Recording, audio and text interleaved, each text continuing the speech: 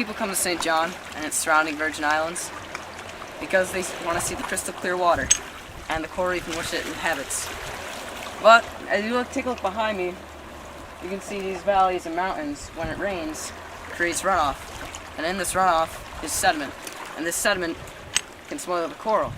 But the question is now, why is the coral dead?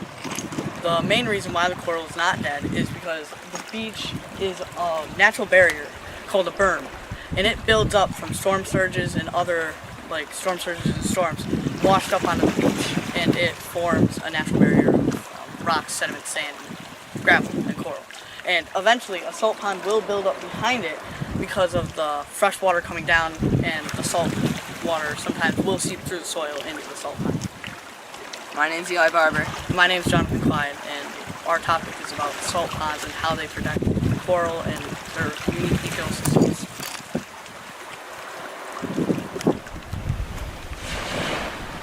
This is the beach that I pointed to earlier, and it has many rocks, rubble, and stuff thrown up from storm surges like hurricanes and stuff, and it eventually forms a ridge where Eli is standing, up to 8 or 7 feet tall. Yeah, and it increases very steeply. And now we're going to go see if behind this barrier could be a salt pond.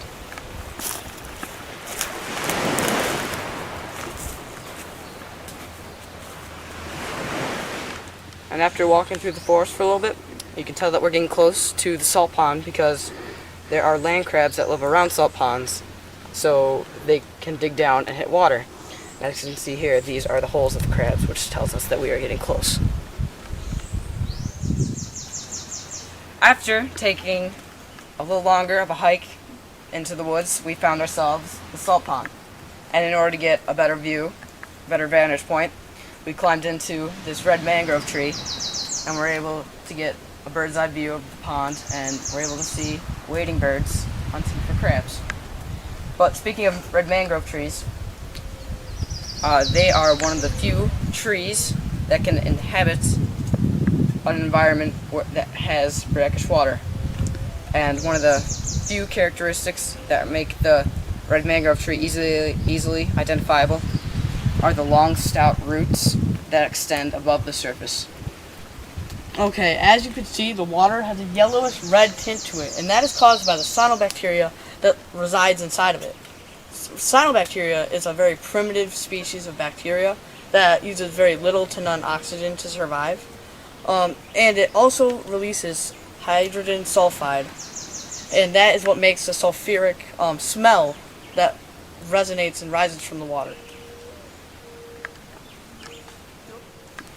I can see that the water is kind of soupy looking.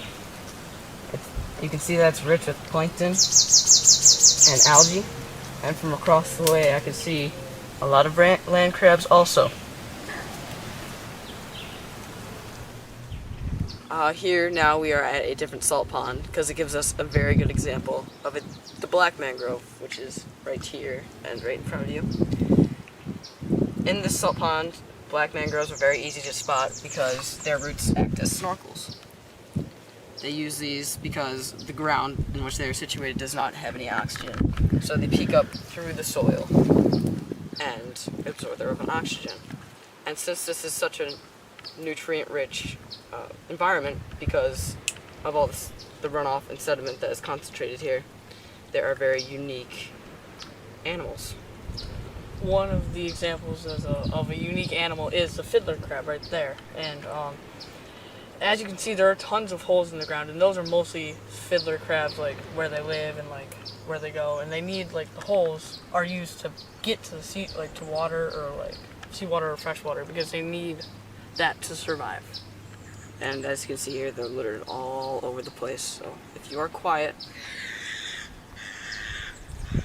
then you can probably see one for yourself. Okay, I hope you learned today that the salt ponds play a very important role in protecting the reef ecosystems, and that they house their own unique plants and animals. So next time you bypass a salt pond just because of the smell, I hope you now appreciate how important they are to the Virgin Islands.